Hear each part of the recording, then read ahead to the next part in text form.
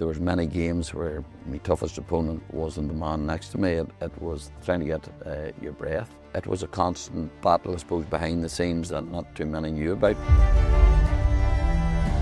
I was number 10 of 11 children. We knew nothing else. If you didn't play football, it was farming. I certainly wasn't into the farming. I'm just thinking of young people who are listening who maybe have lost their way a wee bit with ambition or with motivation. Is that what you would kind of encourage people to do? Absolutely. I was never going to make myself any bigger, but I could make myself more skillful and better. The 1984 Ulster final where Frank McGuigan put on a masterclass, 11 points, right foot, left foot with fist. I would give Mickey Hart credit. As manager, sat down with me before the game. It was very simple. He had a sheet in front of him. First word that comes to mind when you hear Tyrone. Who was the biggest messer in the Tyrone dressing room? Hardest opponent you've ever faced? Apart from my wife. Welcome to the Dig podcast. I am your host and I am honoured to be your host. My name is Caroline O'Neill and the Dig podcast is my passion, telling real stories from real people about work, about life, about challenges, about the good times and the bad times, and I'm honoured to have you listen each week.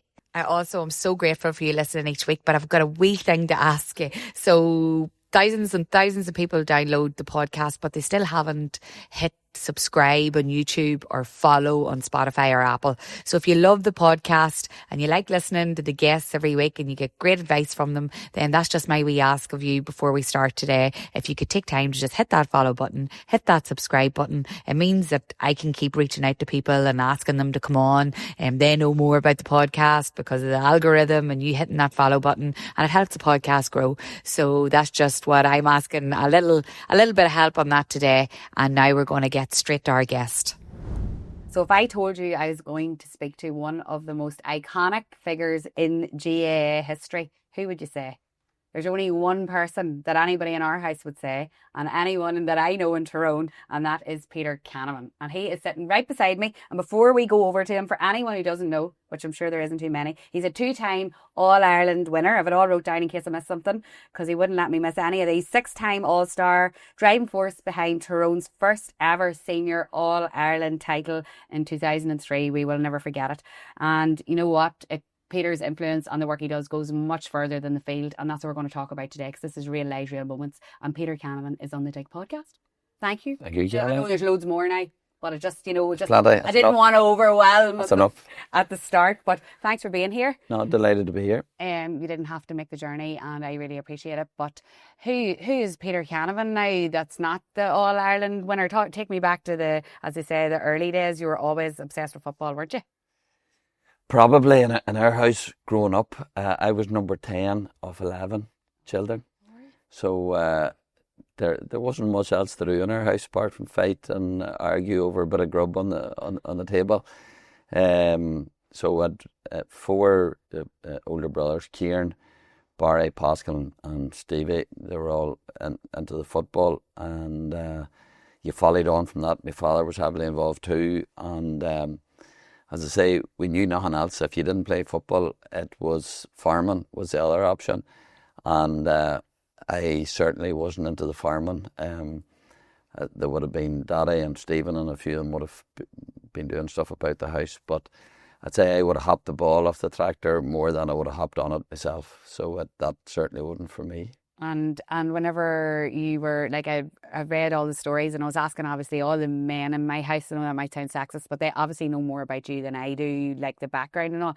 And one of my brothers like, ask him about the cattle trailer. And then I said to you, is that true? So tell us about that, like when you were younger, and that kind of practicing and ethos, and that story's about. You know, now you go past any house, there's lovely sets of goalposts and all out in the garden, and children kick the ball over the bar. Well, obviously back in the 70s, there wasn't too many houses with goalposts about, so makeshift goals were used. I know we had a front porch in the house, and often it was kicking the ball. You'd be opening the front door and kicking the ball from the lawn in through the front door. When your mother wasn't too close by, out at the back we had a wee garage that was used for storing turf. So it was perfect in terms of goals, so the ball would have been kicked in there. And then there was a trailer lying about too. There was a space at the back of it, and it was used as target practice as well to try and kick the ball into the trailer. But silo pit, when it was cleared, it was ideal for shooting practice. So we had myself and Pascal and Joe, whenever he bothered coming out, had it numbered 1 to 10 or whatever. So you were kicking it into different bays, and you were using what you had to play a bit of football rather than using them for things that they were built for. Yeah, well, that was just being creative with what you had, right? Because like you say, you don't need the big shiny goalposts. If you want to learn, you can do it anywhere and practice. Well, that's it. Children now and youngsters, boys and girls, have brilliant facilities. Again, most families have goalposts in their backyard. But if you go through any club ground, any club in Tyrone at the minute, the facilities are outstanding. The quality of the pitches are superb, and it'll just want to make you get out and play and practice and train. So in that regard, there's a serious amount of work has went on in the background in a lot of our clubs to make sure our facilities are second to none, and that's what we have. Fortunate to have that. I know it's changed times, but you weren't going to let the facilities stop you by the signs of it. What about those whenever you were coming up through school and all? Like, was there any challenges there? Were you getting into football? You told me something when we were talking on the phone about maybe not making a team or whatever. There was always challenges. I wouldn't have been the biggest. I'm not the biggest now, and I wasn't the biggest growing up. And that presents challenges. There was one team in particular I thought in school I thought I should have got on, and it didn't. It didn't make the team, second year team or whatever. And there was bigger boys got on than I did. I don't want to name the manager because it would embarrass him, because Mr. McKierney, Raymond McKierney, was a really nice fella. He knows, obviously, you've told that story before. Every time I can, I told him I would mention that.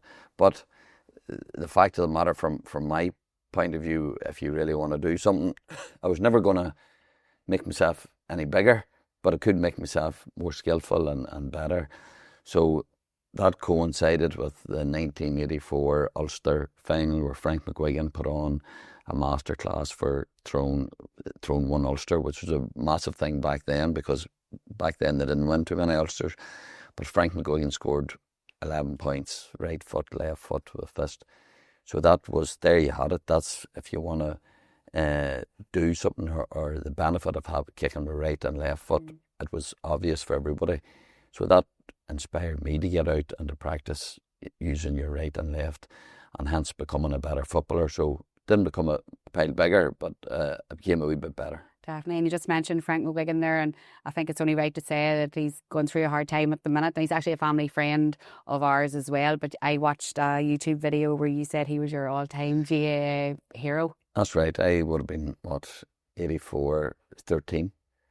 Growing up, I was at that final with my father. So if that didn't inspire you, I don't know what would. Mm-hmm. So yeah, fortunate enough, got to know him as well. Great man, and his sons and his daughters came to Holy Trinity as well. So lovely family, and hopefully Frank will pull through. I think he's shown signs of improvement, and he's a fighter. He is, and we wish him well in his recovery. But when I seen that you said he was a hero, I said to my mum, look, Peter looked up to Frank, as so many did, so wishing him well on his recovery. And I don't even know why I'm looking at these notes, because I know what I want to talk to you about anyway. So whenever, I was reading through, all the other things that were going on, that all of us as parents would have with our children, and we're trying to, mentor them and hope that they get over the challenges. You had asthma. Was not a big thing for you as a child? Yeah, I was a bit of a torture to my mother, to be honest. I'd ringworm at primary school, which caused a lot of bother, and I was in and out of school, seemed to miss a fair bit of school. I was prone to migraines and missed a fair bit of school. And then in secondary school I struggled with asthma at times, and during games in particular very prone to wheezing and out of breath, always out of breath, very off-putting and tough. And growing up, often said that there was many games where my toughest opponent wasn't the man next to me. It was trying to get the better of this, trying to get your breath. So look, you would have ended up getting different inhalers and different things like that there. But it's something you just kind of had to learn to deal with. There's days it was worse than others. It affected you in different ways, but you tried your best to deal with. You're watching your food intake, you're watching what you were drinking, different types of medication and whatever.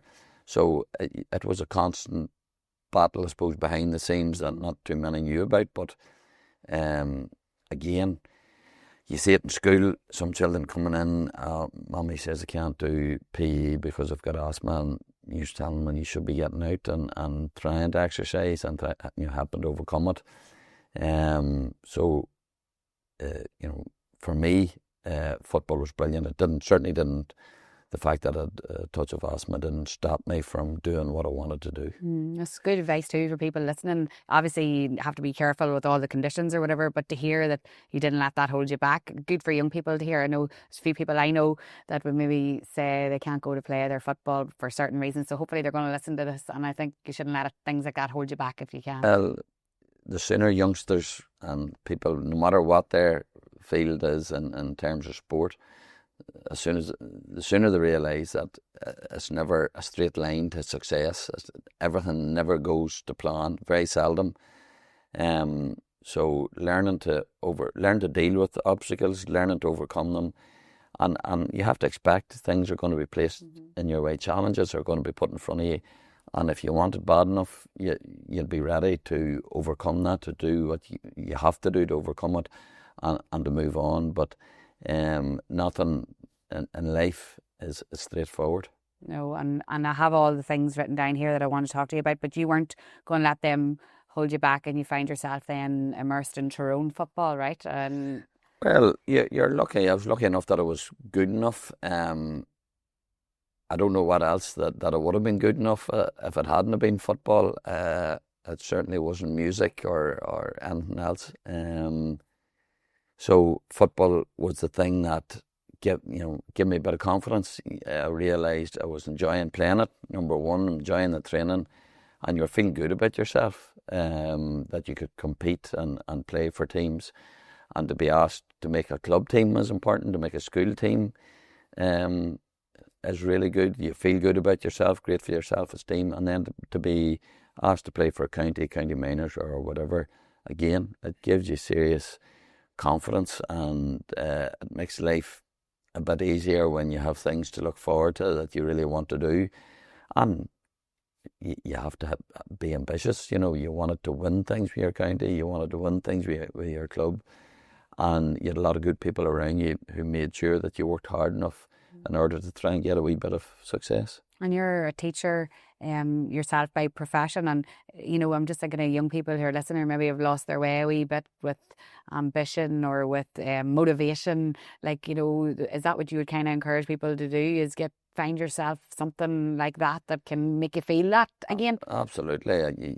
You see a lot of people who have different wee things maybe that don't give them confidence, or they're very quiet in class or very shy, yet they put on a pair of football boots and they go out and they're a different person, or they go onto a stage, they're a completely different person. So everybody is talented in their own way. It's finding that niche and then working on it. Once you do know what's for you, then they have to be encouraged to keep at it in order to see where it takes them. I just want to take a minute in the podcast to tell you all about our brilliant sponsor, McNichol Caravans. Imagine waking up every day with your morning coffee to breathtaking views as you step out of your very own caravan and enjoy everything that McNichol Parks have to offer. With a McNichol holiday caravan, that dream becomes your everyday escape, from beach walks and hiking trails to cosy nights in with the family. Their fully equipped static caravans offer the perfect base for adventure or pure relaxation. Choose from 7 stunning parks owned by McNichols across Ireland, Ireland and Scotland, Achill Mayo, Bundoran, Ballycastle, Buncrana, Carnlough, plus Maryport and Creetown in scenic Scotland. Beaches, castles, waterfalls, cliff walks right on your doorstep. It's more than just a holiday. It's where lifelong memories are made. But hurry, the pitches are limited. Visit McNicholCaravans.com today for your perfect getaway. It's waiting for you. And now back to our guest. And do you think, and this wasn't on the notes, but I just want to ask you, do you think you can learn to be the best, or is that in you? Like, did you learn to be as good as you are, or are you just naturally? Not at all. I think everybody has a certain amount of natural ability, but that'll only take you so far. I think there's so much. The best footballers that I've played with, and some of the most successful, weren't necessarily the most gifted or the most talented as 16, 17, 18-year-olds, but they adapt, and it's no different in any walk of life. But the people that I'm thinking about adopted the mentality that you never stop learning. And be it at 16 or 26 or 28, some of them are still playing, they have that mentality that they take everyone on board and they try and get better. And that's why they're successful. And if you think in business that you have it trust, you know how to do it, and you don't have to change or you don't have to adapt, then the likelihood is you're going to go one way. So sport is no different, and absolutely you can have a certain amount of ability, but if you don't have the attitude to match it, then you're going to be overtaken. And I interviewed somebody this morning, actually. It's been the theme of the business people that I'm talking to on the Business Booster podcast that we're doing. You have to be obsessed a wee bit too. Yeah, you have to want it. Yeah, and if you don't, as I say, there's going to be setbacks along the way, and if you don't want it bad enough, the smallest setbacks is enough to turn you off your chosen path. But if you want something bad enough, you'll take a few slaps in the mouth and injuries and all the rest. You'll overcome that, and you'll stick at it and show a bit of persistence. And again, persistence is a word that Mickey Hart would have used an awful lot when he was coaching and managing us, because he knew there's setbacks, and if you're not determined enough, if you're not headstrong, then the likelihood is you're not going to win much. I know, and Mickey Hart, like, he's another man that everybody just looks up to for the strength and resilience that he has shown. But he said a thing that I heard him saying whenever he went to Derry, that big thing that he did that people were, I know, but look, it was a thing that happened. So, and one of the media people asked him in an interview, what do you think? I've actually quoted this loads of times in the podcast because it helped me, what he said. What do you think of what everybody's saying, all this negative press? And he was like, I wouldn't know anything about that. I wouldn't be reading that. And that taught me about, blocking out the outside noise nearly to stop you, not to distract you. Like, is that something he would have taught you as well? Or? And that's the difficulty or the challenge that maybe we didn't have as youngsters growing up that youngsters now do, because they don't have to go very far to lift their phone and they'll get somebody giving them an opinion on them or what they should or shouldn't do. And it's so false, and it can lead you the wrong way. So again, you're on about good advice. There's people who are close to you, care about you, be it your parents, guardians, your teachers, your coaches in the football team. Those are the people that you need to take advice from, learn from, and listen to them, rather than listen to outsiders who have got lots of various different reasons for putting stuff on their phones or whatever, and a lot of it's not for the betterment of you. No, definitely not. But you need to hear, I think you need to keep hearing people saying stuff like that. So it's good. We're going to put that out as a message from here. But that stuck with me when he said that, because he was getting a lot of bad press, but I suppose it showed how he looked after his mental health as well during that time to block out that. And you're never going to please everybody, as you know, in your own line of work. Yeah. There's people will be very grateful and appreciate what you do, and there are those who will find something wrong with it no matter what you do, and that's life. In any walk of life, you're going to get those people. So again, you try and close your ears to. Are you good at that? Negativity. I would like to think so, because from no age the whole way up, there's always knockers and there's always people criticising you, and you know, when you play for a football team, an inter-county football team, there's lots of people writing about you. You don't necessarily agree with everything, and again, it's worse for the players now because there's social media. So the sooner they switch off and forget about that negativity, the better, because it could get to you if you let it. Yeah. Yeah, well, you have to work on your mental health every day when it comes to that side of things. I think because of this phone is for my podcasting. In case you think I'm holding my phone when I'm talking to Peter, this is helping me alert the production team of what he's saying. That's good. So I'm tapping away here.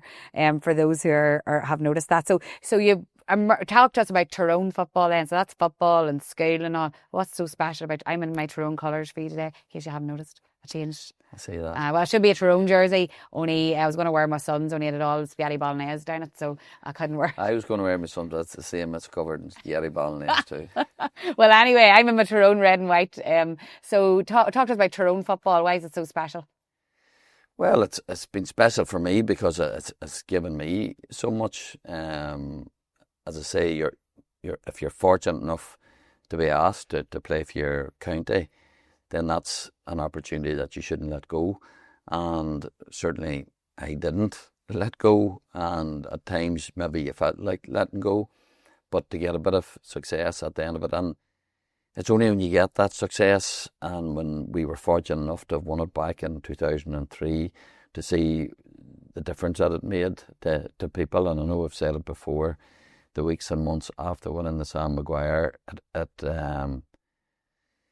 gives you a great sense of satisfaction to be going around showing an older person, man or woman, Sam Maguire, and letting them touch it, feel it, and seeing them with tears in their eyes because they felt that they'd never see this when a Tyrone man would lift the Sam Maguire, or when we would have it.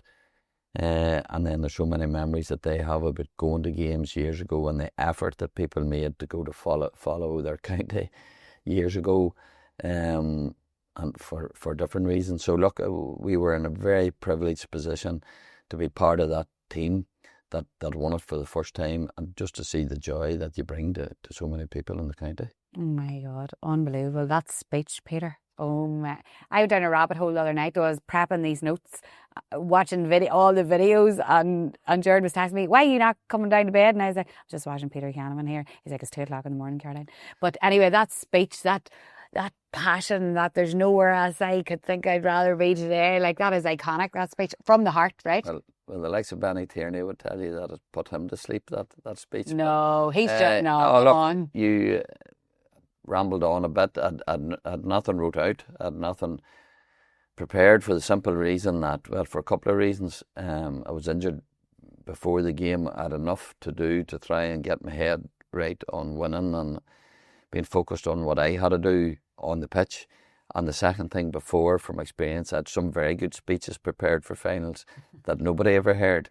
So there was no point in worrying about that. And as I said at the time, if we win it, didn't matter. People's going to be euphoric anyway, and I could nearly say anything, which I think I did. But there's things at the time, you're caught up, you're full of emotion and adrenaline, and it was just, as I said, anybody could have been standing there. It wouldn't matter. The county waited such a long time for that to happen, and it was an unreal feeling just to be there and to be part of it. Unreal to watch it back too, because you kind of forget until you step back in that moment and listen to all the words. And you talked about your daddy, that he had passed away just before it, wasn't it? Yeah, that July, it was the week before the Ulster final. Tyrone were playing down, so I would say since I was knee-high, or since I was fit to watch the TV, every third Sunday in September was All-Ireland final day, where everybody, because back then the only games that were on live was an All-Ireland semi-final and an All-Ireland final. So you have great memories from all those years before, every Sunday sitting around the TV watching an All-Ireland final, and you're watching Kerry winning it, you're watching Dublin winning it. He was so into football. And there'd be nothing would have pleased him more than to have seen Tyrone and to see myself going up to win an All-Ireland medal. So that was tough at the time, tough on the family, but that's life. It is, but also a good feeling to think like, Daddy, if you're watching, which I'm sure he was, this is for you. Absolutely, it was magic, and it would have been a lot worse if I had to get beaten in the fight. Yes, yes, it would. But you also mentioned Paul and Paul McGirr died. I've got it written down here to 1997. So yeah, what happened. That was very tough for the fellas that I played with. Paul was a minor that year, playing for Tyrone Minors. I know his family very well. They lived just behind Canavan's, and they moved to Dromore. So Paul had just started playing for Dromore. He had went to St. Kieran's school in Ballygolly. I had played and won championships with his older brother Mickey. So family very well known, and Paul again, football fanatic, playing for his county, living the dream. The minor match again, Armagh. I was playing for the seniors in the game after it, going for a ball, collided with an opponent and carried off. Was taken to hospital. The boys thought just a rib injury. Paul would bounce up and be all right, and never came out of the hospital. So for that group of lads that he was playing with, it was obviously very tough on the family and them, but it was remarkable what happened after that, and that the team brought the team stronger together. They didn't win the All-Ireland that year, but they won it the minors the following year. And Mickey and Father Jared did so much with that team and helping them out, helping them off the field of play, not as much on it. Bearing in mind what some of them had to deal with. But they became better footballers and they became better people as a result of it. And again, in terms of management, it's one of the things that Mickey was able to do was to keep them together, keep them so focused, and their love of football shone through.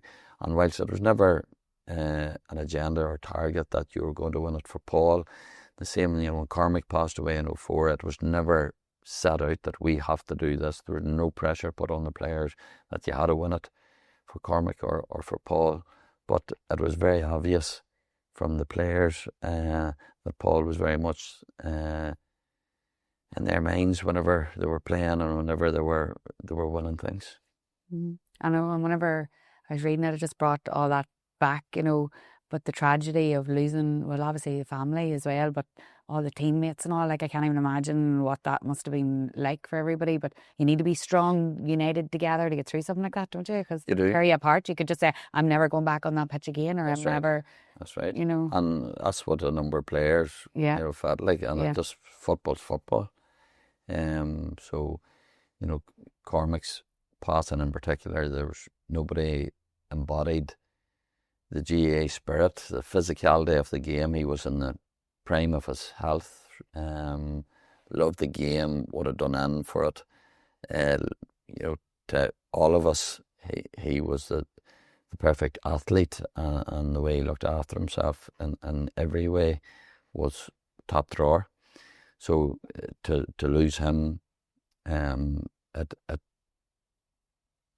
took, For people listening that don't know, maybe don't follow Tyrone as much as we're all immersed in it, or people who aren't in following GAA, tell us about Cormac. So that was Cormac McAnallen, and he passed away after the first time you won All-Ireland, 2004. Young man in the prime of his health, and passed away in his bed. And Cormac had just been made captain of Tyrone at the start of 2004. He was captain when Tyrone won minor and All-Ireland under 21, and he was set. There's no doubt about it. He knew it, and we knew it as players, that he would have been climbing the steps of the Hogan stand. And at one of the meetings prior to his death, he actually said that he didn't want to be remembered as somebody that played on a Tyrone team that won an All-Ireland, that he was going to be part of a team that won All-Ireland. But he never got that chance. But as a group, again, the players were very determined that we won one in his memory, and that was why 2005, winning All Ireland in 2005, was so special. Mm-hmm. And you know that song that Mickey Coleman wrote about Cormac is so full. Oh my God, it's so full of meaning. And I didn't know him, but you can see how much he's all felt for and loved him just from those words and the way he's all were. Yeah, and very fitting, and Mickey knew him well and Yeah. played with him, and absolutely every time you hear it, it just brings you right back to that time, and you think of Cormac so well. But again, it was a setback in life that you think you shouldn't have to deal with, but it comes to a lot of people. Absolutely. And I know you said, and then you went on to win, and not in his name, I know, but definitely he was spurring you on. You described him as the best of us, and I don't want to have a podcast and talk to you and not mention those key people, because I think it's important that we keep all those memories alive. So he was the best of yous. But yeah, so I was thinking, I was saying to my husband, you know, what else will I ask Peter Cannavan? And he was like, ask him about him coming on in the final, and he was hardly fit to walk and all. Like, so, and I was like, but we need to have a message in that. But, you know, so you kept going even when you weren't physically fit. What is that, like mind over matter? Well, when you were going to win the All Ireland for the first time, just thickness maybe that you were going to be on the pitch. But again, I would give Mickey hard credit in that as manager, he sat down with me before the game. He knew that it wasn't physically fit enough to play the game. Probably shouldn't have been, but you're thinking of the thought process and what people does. It was very simple. He had a sheet in front of him when he sat down at my mother's house, and the pros and cons of starting. So is that how logistical? So he was jotting it down. We had a discussion why I felt I shouldn't play and the benefits of playing, and then he showed me, well, there's the reason why you're going to start. So it was thought out. It wasn't a hunch or whatever. He did say that there'd be whatever, if it was 15 or 20 minutes, whatever you can last, and you get a bit of treatment. And I had asked him, well, I'll only do that if we're winning, going into the closing stages, that I want to be in the pitch when I win the All Ireland. So he honoured his word in that regard as well. So there was a bit of thought. But if Tyrone had lost, it was a gamble on his behalf, because if Tyrone had lost the game, why were you playing someone that wasn't near fully fit, especially when you had good players on the bench? Courage there, isn't it? Courage in your conviction. He was sure that was the right thing to do, and as a manager, all these types of decisions are made for every game in terms of team selection and who's fit and who's not, and who should be playing and who's not. So I suppose that's part of their job. A hard job too, like, because you're dealing with everybody's reactions, multiple reactions to that. But thank God he did. Thank God he did. And whenever I would have watched you playing football, and this is definitely a thing that would run through the theme of all the men in my house. I have 5 brothers, and that's probably why I'm always saying about the men, surrounded by men. But and Jared as well. You're very calm. You seem to be very calm. Like, you don't never seem to lose the rag, or like you probably do, but and you didn't seem to ever be like ego there or anything. Like, you seem very level-headed on the football field. Are you like that, or am I thinking about the wrong person? Your boys must be thinking of Pascal or something. No, but I mean, but I would watch you, like, you never seem to get phased or frustrated, or you're very, like, you could never read you. I always thought, like, you look so unreadable. That was my last few years. That was playing, maybe. But no, there was plenty of times. Barry times. When, well, that's the luck. Sure, came out of me and missed my grandfather's from down that part of the world, Caroline. So, as you know. Yeah. So, I can blame him maybe for the bad temper, but you learn as you get older, you try and learn to curb that somewhat. And I think I managed to do that a wee bit. And what about, I'm skipping forward now, but I just feel like it's the right time. Your boys are playing football now. Are you still, do you be hot-headed or cool-headed on the sideline now? Or you need to ask my wife that, but I think I'm not too bad. Good, okay. Because sometimes it's hard when you're watching your own. It is very hard. It is very difficult in the bigger games, the county finals and championship games, and things aren't going well, and it's very difficult. But again, And Peter, everybody would be watching you too to see how Well, you're reacting. No, the ones would be like, wonder what their dad's that's like. why I get the odd elbow from Finola, but they have to now. Yeah, again, it's a learning process. I can shout all you want sitting in the crowd. Sure, nobody's going to hear you, so I don't think they do anyway. But it's when you're a supporter, you're a supporter. Cheer and clap and encourage, all the best. But not a pile you can do sitting in the stand. That's like I recently interviewed Rodney McGirr from the Swifts, and he said that, you know, he says calm on the sideline, but he has to keep talking to himself because he can't change what's actually happening in that moment. And if he does lose the head, it affects the players and all around him. So he gave a great piece on that as well, you know, just on how to stay cool. Well, absolutely. You look at most managers, I would say, and There's some, Peter. Internally, they're boiling over with rage, maybe. But they know, as you know, Rodney said, you have to be seen to be calm. If your players think you've lost the run of yourself, what message are you sending to them? Again, no different as boss of a business. You have to be in control, and you have to be making very important decisions. So if you're shouting and roaring and losing the run of yourself, the chances that's not going to happen. And you know what I'm thinking about whenever you're saying that, shifting cattle? Why am I thinking that? Because my dad loses the run of himself whenever he shifts. And he should really take a lesson out of this. I shifted cattle the other night on social media, and I got the rundown of how men in particular lose the run of themselves shifting cattle. There you are, Daddy, for listening to this. So there's Peter Canavan. You can't lose it because then everybody else loses it around you. I did lose the head shifting cattle a long time ago too. You can tell your dad. But leadership is what that boils down to, isn't it? We need the leader to guide us, a message in all parts of life. But so Dara and Rory are like definitely carrying on that Cannavan tradition of being amazing on the field and skillful players. Like, do you ever give them any? I'm sure you're always giving advice. What's the key piece of advice you give them when they go on to the pitch or go for a match? Or Take the rough with the smooth. It's simple as that. There's days they're going to play well, and there's going to be days where they're not. But the bottom line is, as long as they try, as long as they do their best, I don't think there's anything worse than coming off a field of play. Football's different than a lot of individual sports, but you have 14 other men with you that you're relying on, subs and all the rest. And if they're not giving their best, coming off the pitch, you'd feel like taking them by the throat. As long as everybody does their best, win, lose or draw, then that's all you can ask for. The big boots to fill though, did they ever say anything about that? I mean, you know, my God, like they're going out there and... Their mother or...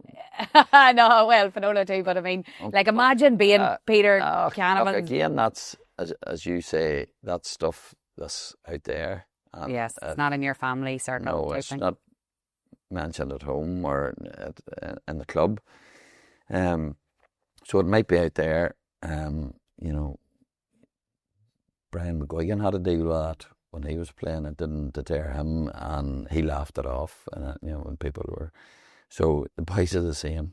It doesn't annoy them. It doesn't deter them. It's stuff that's out there. I don't think they notice half of it anyway, to be honest. And they get on. They play the game because they enjoy it and they like it. They're two different characters, two different individuals. And to me, I said it before, football doesn't define them. They're individuals in their own right. No different than anybody else. They have good traits and traits that they need to work on. But they bring, when they play for Errigal, when they play for Tyrone, they bring immense satisfaction to us and the family members to watch them doing that and watching them perform well and win for be it club or county. That's special, and they put a lot of work into that, and to get themselves in the best shape, and they take their football serious. But so far so good, and hopefully they carry on and enjoying it the way they do. Great, they're great to watch, and you can see, you know, you can see the wee traits of you in them for sure. But great, like you're right, they're their own men and they're doing their own thing on their own journey, and it's good to hear that outside noise doesn't affect them. What about when you did hang up the boots? Then how'd you feel? Like, because that's a whole big thing, isn't it? Like, of you've been so immersed in sport and obsessed with it, and then you no longer. It is, and funny, I spoke to different people at the time who not warning you, but again, giving you advice that, this is a serious change to your life. You've been doing something, consumed with a sport for so long in terms of playing, that all of a sudden things change somewhat, and you are involved still. And I went straight into coaching. I was teaching, as soon as I left college, I was coaching teams in school and coaching teams in the club. So you were always doing it as well as playing it, and it is different. I would never have seen myself getting involved in administration. Now I find myself vice chair of the club, because you want things to be done well, and if you can contribute in any way, you want to be doing it for the betterment of the club. And challenges, is good to be doing things that to challenge you, to see if you can do it, because it's very simple to hide away in a corner and give out about this and that, and not actually do anything yourself. So keeping yourself busy definitely helps. And you were teaching as well, and once you hung up the football boots, then you were still teaching away in Holy Trinity in Cookstown, isn't that right? Right, still teaching and you still are? Coaching, I still am. I'm involved in another project in the school now. As you know, Caroline, we'll be moving into a new school build now in September. That's a major thing for Cookstown, for Holy Trinity, isn't Absolutely. it? Absolutely. We've been crying out for it, and you speak to a lot of past pupils who were at the school 15 or 16 years ago, and they tell you, when we went to the school, we were told we were going to get a new one the following year and the following year. So it's only coming to fruition now. But the Board of Governors appointed me as Director of Holy Trinity Foundation. We set up a fundraising wing to raise money to put in extras into the new school for additional items, an engineering hub, among numerous other things, so that we can have the best school possible moving forward and relevant to the needs of the pupils in the Cookstown, Mid-Ulster area. So that has been a serious undertaking. We've been at it 8 years now, and I must say it's opened my eyes as to the business community and what's going on outside of school.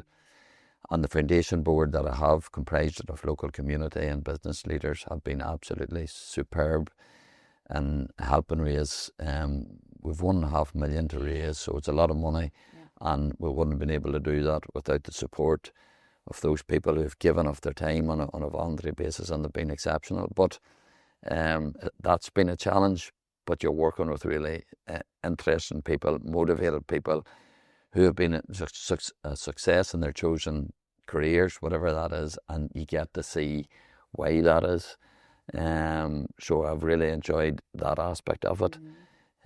So hopefully we'll see the benefits of all this now in a few months, whenever we move into a brand new school. And we'll link in the show notes just if there's any particular place we want to drive people to find out more about the school, or how they can help as Holy well. Trinity Foundation, I'm sure there's plenty of people out there who might want to contribute to this or that. So yeah, we'll link it in the show notes for people, because we have to support our schools for our young people, because they're the next generation. So everybody likes to get behind that, and hopefully. That's right, and there's events coming up now in the next few weeks for past pupils to come in to see the old school before we knock it down, and there's a lot of teachers who are doing a lot of work putting up displays and getting booklets ready, so that there's a lot of fantastic memories has gone on in Holy Trinity, Our Ladies and St Patrick's down through the years. So there's a lot of former pupils and teachers who'll want to come in and have a look round before it's knocked to the ground, and take a wee peek at the new school as well. Which is in behind it, is it? It's in behind on the all-weather school, what was the all-weather pitch. Amazing work. Like, sure, you don't have time to think about anything else when you're doing that. And then you find yourself like immersed in the media then after football. How did that all happen? Well, that's again fortunate in that I was asked to commentate and analyse games. And as I said, someone that's always been involved in it,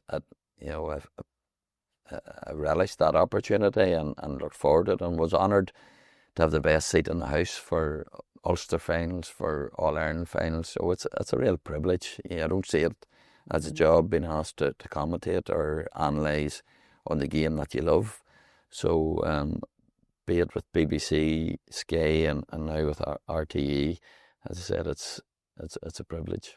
No, and you're a great like you're able to. It just, I suppose, when you love something, it just comes out of you. But you are very good at, analysing and getting. You seem to be very. We always like confident in that public speaking piece. And not that, absolutely not. It would have been the last thing when I was at school to stand up and to speak in public, and I would have been very nervous about that. But again, I think you spoke about learning and how you learn to adapt to different roles and whatever. You just get used to doing it, and that's again, I didn't see myself taking up doing these things, but some people might see it as a challenge, but there's nothing wrong with making a challenge and embracing it, and as long as I'm happy doing it and enjoying it, then hopefully I'll continue to do that. It can get fiery enough there in between different people. I was going through all the videos of you doing all the pundit and all the analysing and all, and then I was like, I wonder, have you and like Joe Brawley ever been on a panel together? Have you? No, it would have been only Joe was moved on, right. Didn't get the opportunity. Because I then went down a rabbit hole. I got totally sidetracked. I watched him going mental at Pat Spillane and Colm O'Rourke or something one night, and he was going mad. But I was like, wouldn't see Peter losing the rag like that now, I don't think. Don't know about that. Really? Right, I haven't seen you do that now or go mad whenever you are going between each other or anything like that. I'm sure it gets heated at times. Look, that's all part of making it interesting. There's no harm. Yeah, there's no harm there. There's a balance. And that was good. I enjoyed listening to people with different opinions. Pat Spillane and Joe Brawley, Colm O'Rourke. Great. It was great banter and giving their views. It's changed somewhat since that. With the analysis, maybe some would say a bit more in depth. Some would say no, they would prefer just to have the discussion and the arguments on it. But it's good to have a balance of both there. Yeah, you can't please everybody. But there was drama there, but you do an unbelievable job. And I was telling Mummy that I was interviewing. She's like, oh, he's the best. He's the best at analysing. So that's high praise from her because she doesn't give it out very often. She loves Joe Brawley too. But yeah, so I was interested about the media thing, and then my brother said, ask him. He's the first man I ever saw doing a ad for, and then I looked it up. Was it C&C or like a drinks company? That's right. So like that was you launched into the media even whenever in that kind of way, whenever you were in the actual football. So. Yeah, well, I was still playing, but they wanted to get someone up on posters and billboards and be good looking and strong, and that's why I was asked. Absolutely. So that was. I would say back in the early 2000s maybe or something like that. Before that was really like being done, really, like that was kind of being embraced by the... Yeah, you see more Gaelic players doing that sort of stuff now. Back then there probably wasn't that much. And there would only been a few, the likes of Sean Kavanagh or Owen Mulligan there that would have been asked to do endorsements and things like that.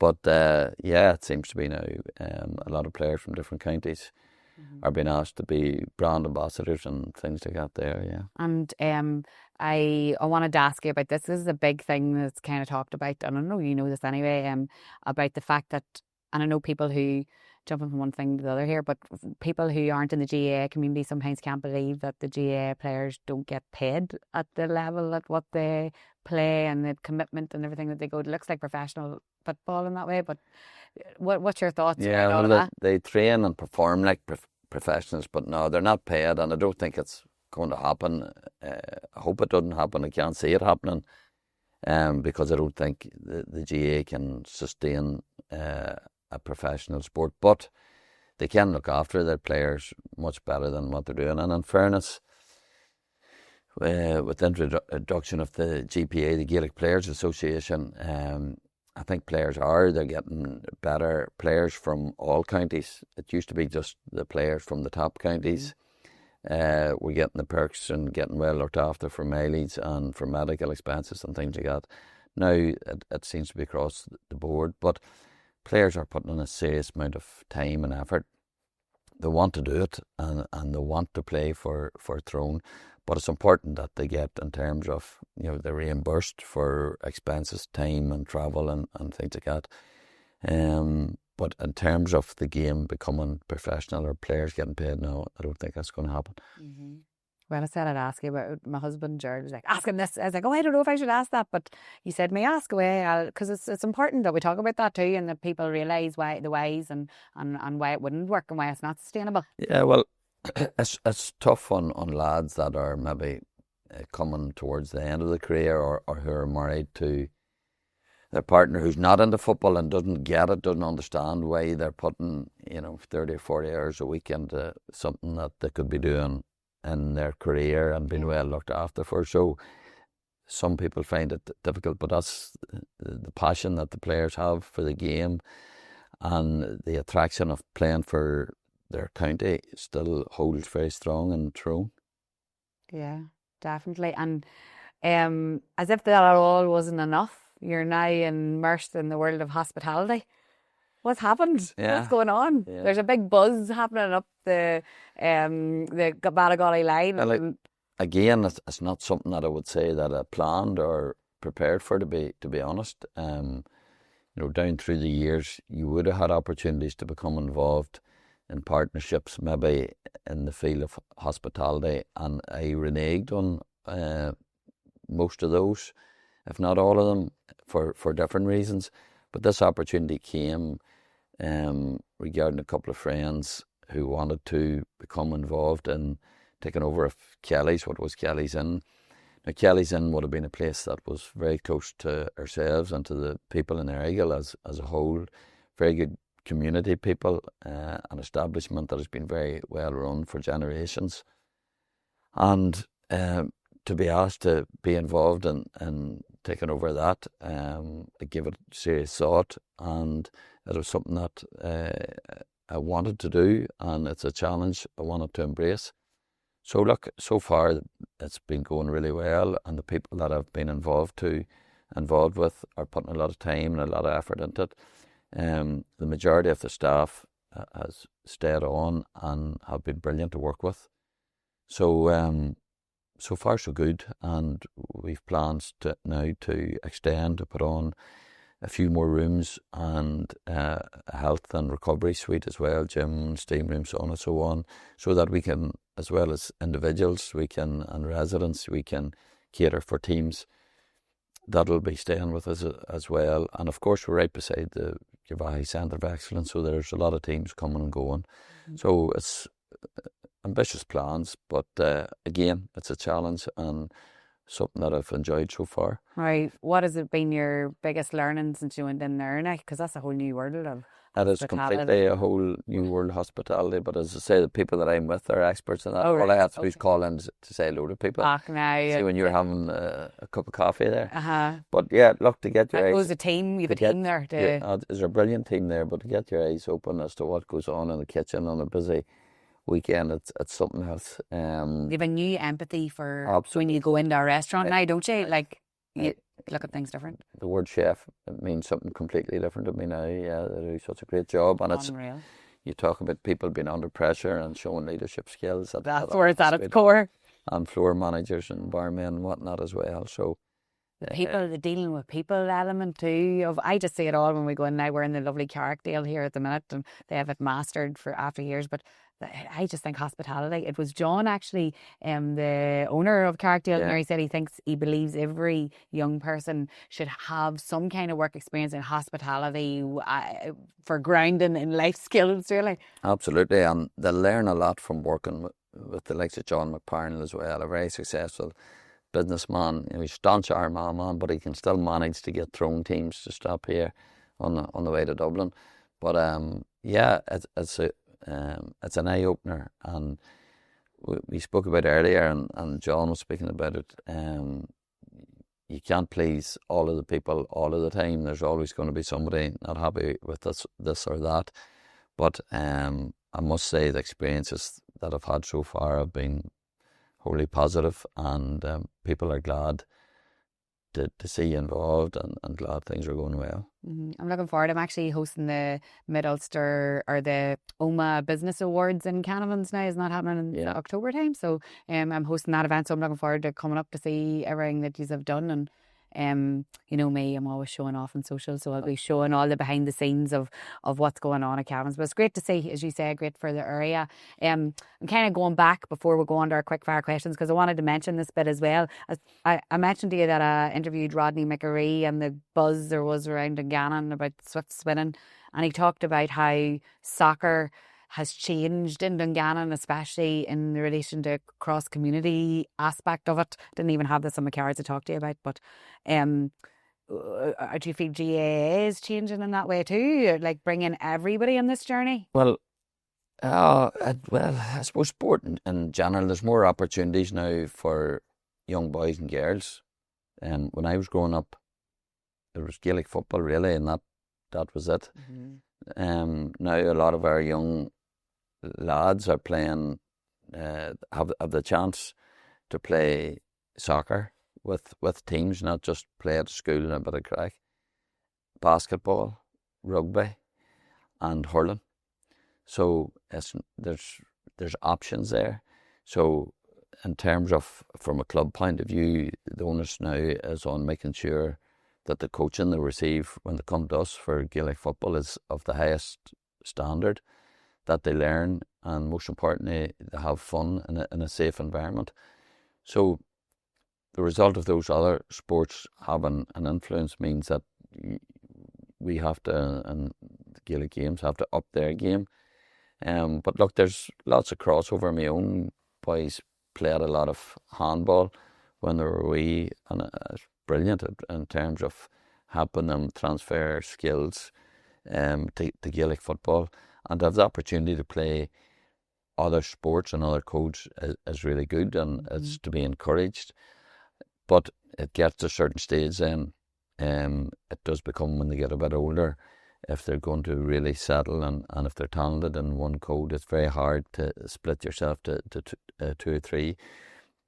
But I've been at a number of the Swifts games. I know Rodney and Joe McCree back in the day as well, and they would have given good support to us when we were playing. So it was great to see the Swifts winning the cup, and the celebration it brought to Dungannon and to Tyrone. I think they had the backing of the whole community. There was no doubt about that.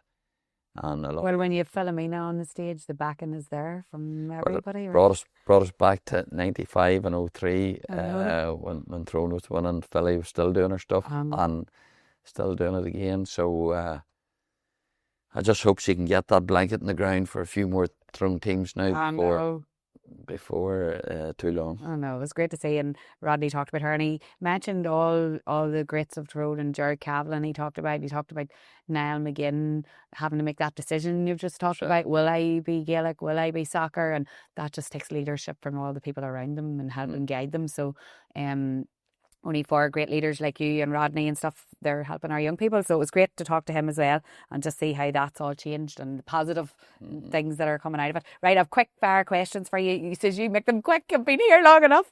Kept them too long. Are you ready? Going ahead. Okay, fire away, good Sharon. man. Right, first word that comes to mind when you hear Tyrone. Struggles. Favourite match you've ever played in? 1993 Ulster Club final. Okay, who was that again? Errigal and Downpatrick. Okay, there'll be people who remember that. Hardest opponent you've ever faced? Apart from my wife, Kieran McKeever, Derry. Okay. Who was the biggest messer in the Tyrone dressing room? Messers, easy. Messers. Back in the day, without a doubt, you had Dinky McBride and Sammy McAnallen, and in my latter years, without a doubt, it was Owen Mugsy Mulligan. Yeah, I'm tapping away here. I'm like, yeah, we need to get that. One pre-match ritual that you always had? Come on, did you say a prayer or anything? What did you do? Well, would have said prayer, absolutely. Yeah, morning of the game, that would have been different rituals. Normally the corner of the changing room, be it whatever changing room we were into, I was always in the corner of it. Maybe that's a pre-match. Right, okay. Boots on or mic on? Boots on. Boots on, okay. Tea or coffee? Coffee. What do you get in the Chinese?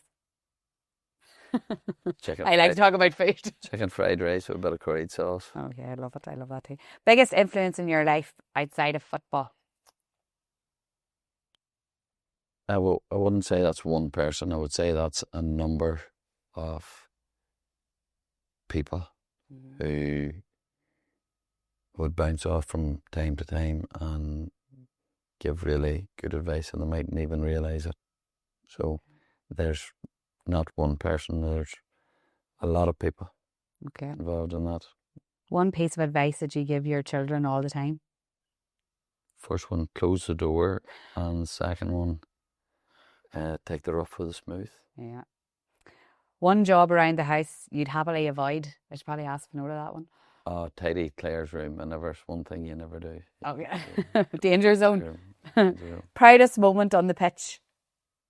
Proudest moment on the pitch, again, lifting a Tyrone title for the first time with my club and winning All Ireland. The club was 93, and then 10 years later, winning All Ireland with Tyrone. It's interesting the way you speak to people and their club is as, if not more, even powerful than the actual It county. was powerful. Yeah, that was a powerful day. Proudest moment off the pitch? Birth of your daughter, your first child, was would be right up there, and to see your children happy in life, and to see, even better still, to see your grandchildren happy in life. Oh, I know. How many grandchildren do you have? 2, Do you? Ava and Eve. A whole different part of life now, isn't it, when they come? Different, whole different. You bet you're softer and you don't tell them to close the door, I bet you. Probably. It brings out a different, doesn't it? Because you're... Absolutely, they're healthy and great fun, and you look forward to seeing them. I think you're more chilled out as a grandparent probably than you were as a parent. Without a doubt. 3 words that describe Peter Canavan. Ask someone else. Thank you for being on the Dig podcast. Good luck with your fundraising for Holy Trinity. As I said, we're going to link that. Cannavans can't wait to come in October and do the awards up there. Shall we see you on the TV? We see you more than you see us. You have always had our support as a Tyrone household, but also to see all the things you're doing in the community and all as well makes it show that it's much more than football. It's about community that you talked about. And I appreciate you saying yes. Now, sometimes I get a lot of no's for being on the podcast. So the fact you drove down here today and spent time with us, a big honour. So thank you for everything. Thank you for... Pleasure's all mine. Enjoyed that, Caroline. Thank you.